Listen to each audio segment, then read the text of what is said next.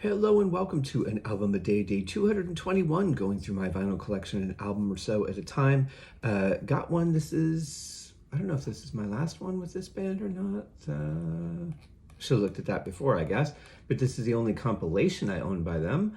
Yes, this is the last one I have in my collection. Not collecting the newer albums that they had done the last three or so, because I just kind of didn't really like the sound of the band, the direction that they had gone in, because I don't like shredder guitars, not much. And I'm warming up a little bit to some of that music now, though. So who knows down the road whether I'll grab those or not. But for now, I'm talking about the greatest hits compilation, remixed, remastered, added musicians from Whitesnake. Again, they're just going with logos now. No thought to what the material holds. Doing a picture in comparison to that. They're just like, we have a seal, so we'll put our seal on it, and it looks very good. I mean, the drawing's great. I love the symbols and everything. It looks really good. But I long for the days of album covers like Come and Get It and Trouble and Saints and Sinners and things like that.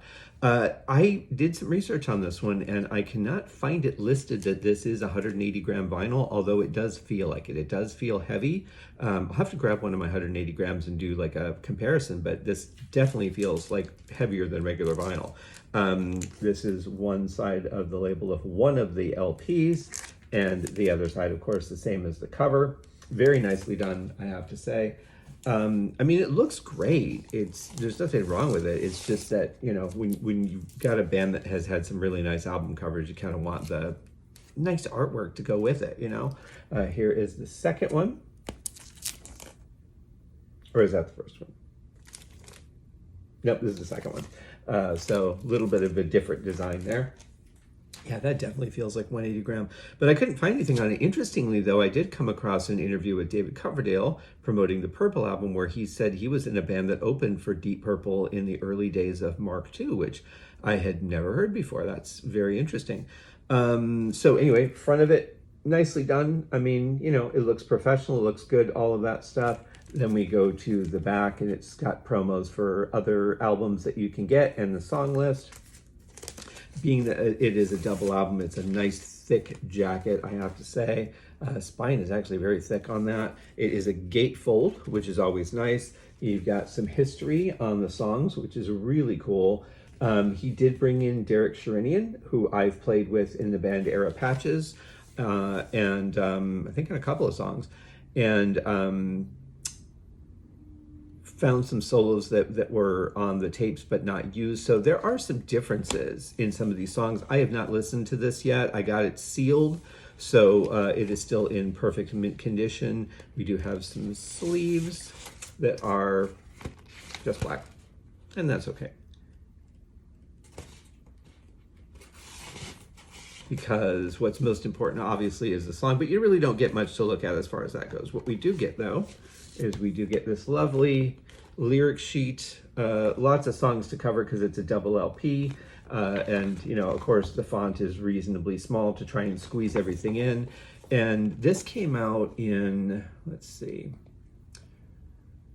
where am I? 2022. So I mean, it's cool to have a lyric sheet, I guess, but as I've said before in so many of these episodes, really unnecessary.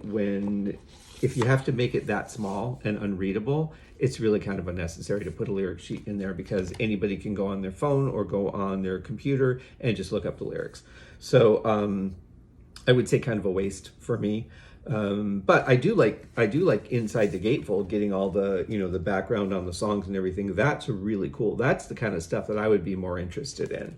But everyone's different. So let's go over the music, because of course that's what is most important. It's interesting. They have on the back, they have some of the singles, all the more modern stuff. It goes back only as far as Slide It In.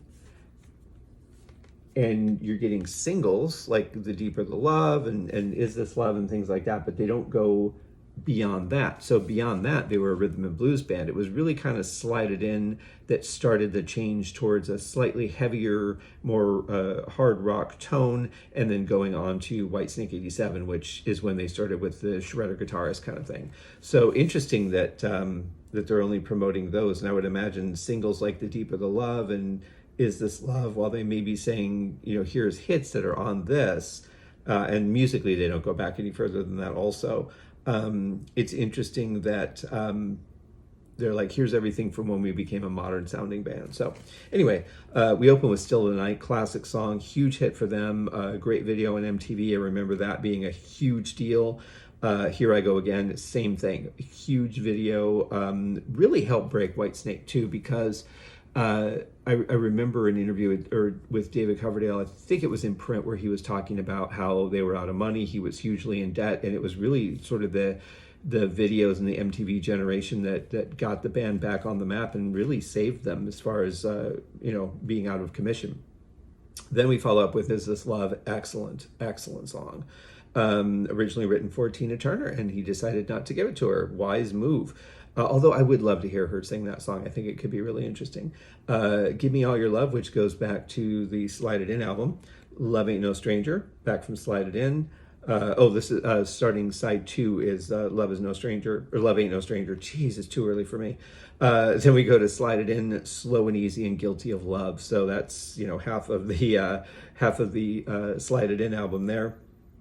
Side 3 goes more towards Whitesnake 87. We get Fool for Your Lovin'. Then Slip of the Tongue, I guess, because then it goes to Judgment Day. Great song, The Deeper the Love, excellent ballad. Now You're Gone. I've always loved that song. Then we get to side 4, which is Sweet Lady Luck. I'm not as familiar with that one. You're Gonna Break My Heart Again. That was a B-side on cassette 2. I don't remember which song now. No, it's not bad. I understand why it was left off the album. Then we get the updated version of Crying in the Rain, and then we end with the song Forevermore, of course, executively produced by David Coverdale, all done by Rhino Records. Rhino, I have to say, they do a pretty good job with the packaging. I guess it's just standard to put these lyric sheets in there, as pointless as it is, but they've done a pretty good job. I haven't listened to this yet, so I don't know what the differences are as far as who's done what solo, what all songs Derek Sherinian played on. But I guess he added some Hammond organ, which would be interesting to some of the more modern songs, because really after John Lord left the band, that was the end of the Hammond, for Whitesnake. So, interesting stuff. It's a good combination of songs. I mean, it's a lot of the singles and the stuff that's popular, obviously greatest hits. That's what you're looking for. You're looking for all the stuff that you heard on the radio without having to go and buy the individual albums. The record company's hope is you've bought the compilation. You'll be like, you know what, I really like this band. I need to check out more of their stuff. And then you'll go back and buy the rest of the albums. So whether that actually works on you or not, I guess will depend on the individual album. But in any case, it is a really good compilation, well worth listening to just for the song list alone. I'll have to pour through it and see what I can find as far as differences in solos and things like that. But they picked a good list of songs, I would say. So anyway, I hope you guys enjoyed that. I hope you're having a great week. We will see you tomorrow for another episode. Tomorrow is a new episode of the Haskincast podcast.